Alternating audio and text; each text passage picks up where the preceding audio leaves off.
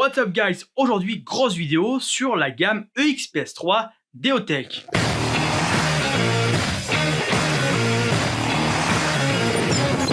On va ici comparer l'EOTech EXPS3 avec les copies chinoises qu'on peut trouver sur le marché, notamment les copies d'Evolution Gear, Loken ou encore Holy Warriors. Mais avant de s'attaquer aux différentes comparaisons, on va d'abord rappeler un petit peu l'histoire d'EOTech. C'est une firme américaine qui a vu le jour dans les années 90, mais qui auparavant avait déjà créé quelques prototypes de viseurs holographiques. Leur première collaboration se fait avec Bushnell et produisent une gamme de viseurs holographiques pour le tir loisir et la chasse. Mais EOTech avait de plus grandes ambitions que de s'arrêter à la chasse et au tir. Ils se sont attaqués au marché militaire et se sont séparés du coup de Bushnell. À partir de 2000, ils sortent la gamme HWS qui regroupe certains EOTech très connus, notamment l'EOTech 551 et 552. En 2006, ils se font racheter par la firme L3 Communication, qui s'appelle aujourd'hui L3 Harris. Cette collaboration L3 Harris et EOTech donne naissance à une gamme de produits essentiellement destinés aux militaires. C'est la gamme SU231 PEC pour l'EOTech 553 et SU231A PEC pour la gamme EXPS3. EOTech et L3 se sont fait épingler par le gouvernement américain et traîner en justice. Ces produits avaient des défauts assez conséquents, notamment une dérive thermique. La dérive thermique est causée par un défaut interne à l'appareil qui, dans des milieux hostiles, chauds, froids, le viseur à l'intérieur va bouger. Donc l'opérateur ne pourra pas avoir une bonne acquisition de la cible. Cette dérive thermique était causée aussi par la fuite du nitrogène, le nitrogène qui permet de garder un environnement neutre à l'intérieur des optiques. Cette fuite de nitrogène causait du coup une dérive thermique, mais plus l'apparition d'humidité dans l'appareil, ce qui le rendait totalement inutilisable.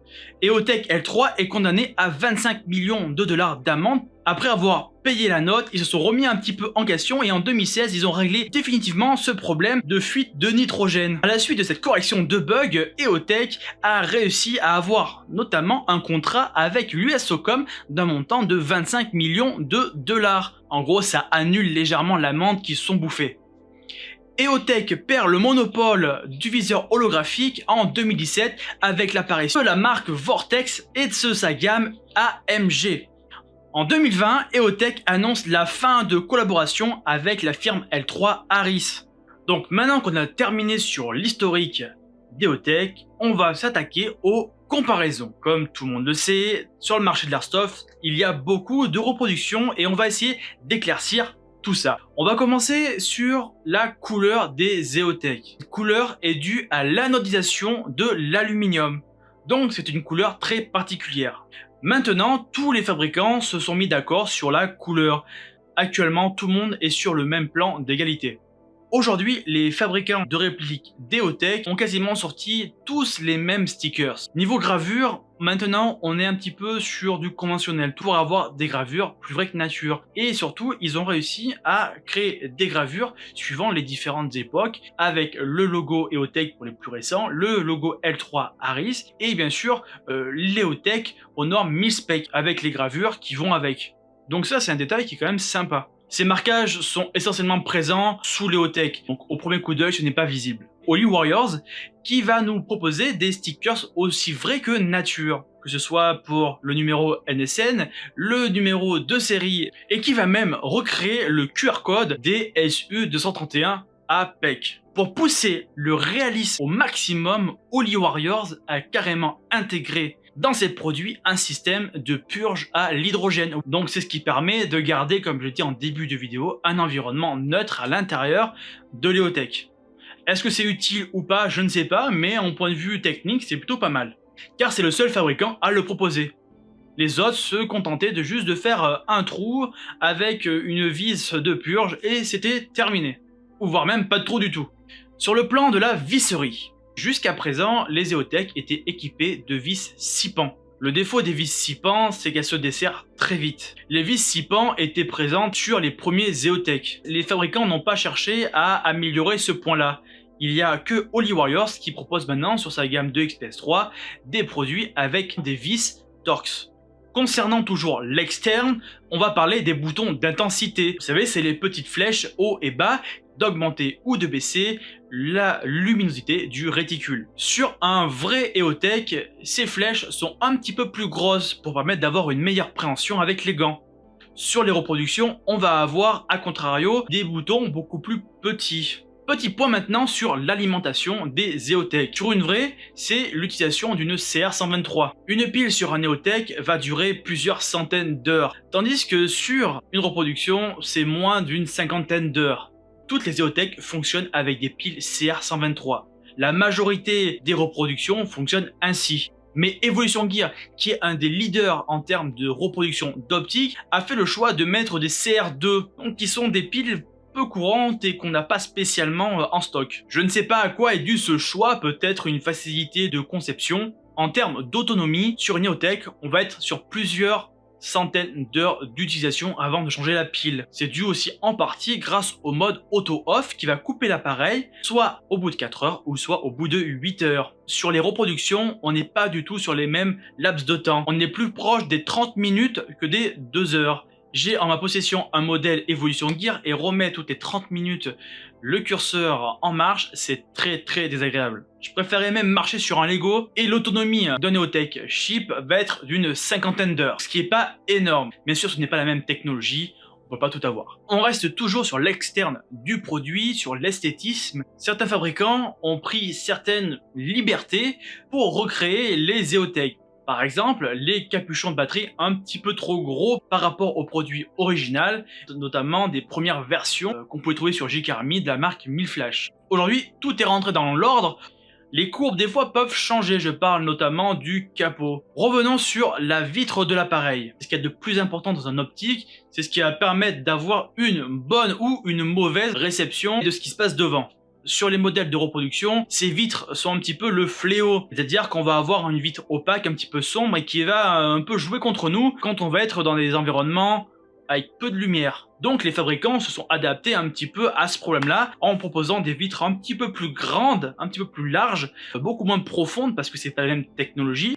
Sur le plan esthétique, tous les fabricants sont sur le même pied d'égalité. Mais certains sont un peu plus précis dans la conception de leurs produits. Notamment sur des petits détails, pour une personne lambda ne saute pas spécialement aux yeux, mais pour un aficionados, ça fait toujours plaisir. Sur les produits de la gamme Holy Warriors, on va retrouver à l'intérieur un déflecteur. Pour vous expliquer le fonctionnement d'un EOTech RS et d'un chip, rien de voir un bon schéma qui expliquera sûrement mieux que moi le fonctionnement de ces produits. Ce déflecteur permet de projeter le laser sur le grillage holographique et de le retransmettre à la vitre. Sur le modèle d'Holy Warriors, c'est carrément fictif, c'est juste pour faire beau, mais c'est un détail qui a quand même son importance. On va retrouver 3 sortes de réticules sur les modèles RS, le XPS3-0, le XPS3-2 et le XPS3-4. Ces différents modèles permettent de tirer à différentes distances. Hélas, gros point faible pour tout le monde là, les fabricants proposent que des modèles XPS3-0. Ce qui va permettre en un coup d'œil de voir si c'est un vrai d'un faux, c'est l'aspect granuleux du réticule de visée. Sur un vrai, le réticule est un peu granuleux. Cela est dû au grillage holographique. Avec cette technologie, il n'y a pas de ghost. Le ghost, tout le monde en a eu. C'est quand vous avez 2 viseurs un petit peu qui se reflètent dans votre appareil. Sur un vrai EOTech, le réticule est de 68 MOA. Et 1 MOA pour les points rouges. Le terme MOA veut dire Minute of Angle. Plus le MOA est élevé et moins vous êtes précis à longue distance. Je dirais que sur les reproductions, on va être sur des MOA assez élevés, notamment pour les points à l'intérieur. Je pense que ça va être pas loin des 4 MOA. Pour du Marsoc, nous, ce qui nous intéresse, c'est le modèle EXPS3-2. Restons sur les réticules. Maintenant, certains EOTech sont équipés de modules vision nocturne. Alors, c'est un petit peu gadget, mais ça fait son effet. Vous allez être vachement éclairé, voire ébloui quand vous allez le mettre en marche. Passons sur un accessoire qui est indispensable en termes de bling bling quand vous avez un XPS3 par exemple. C'est l'EOTech G33. C'est un magnifieur, c'est une grosse loupe qui va agrandir en x3 ce que voit votre EOTech. Avant, c'était des G33 qui étaient opaques, on voyait pas grand chose. Maintenant, ils ont sorti des modèles aussi vrais que nature.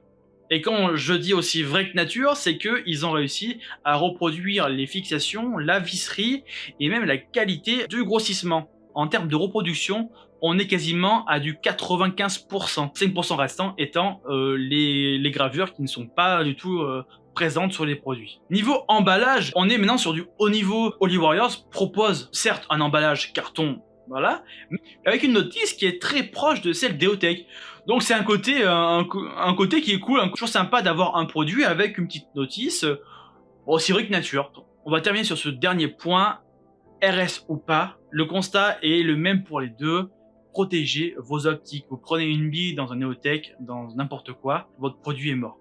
Et on va terminer sur un petit récap avec pour moi les deux plus gros revendeurs d'optiques, c'est Holy Warriors et Evolution Gear. Un petit récap de ce qu'ils font, de ce qu'ils proposent et surtout du prix final. On va conclure sur une petite note, voilà. Donc pas besoin de dépenser 500 € dans une EOTech pour faire de l'airsoft. Vous avez maintenant des produits qui font très bien le travail pour un prix très correct, entre 100 et 120 € en neuf et des fois moins de 80 € en occasion.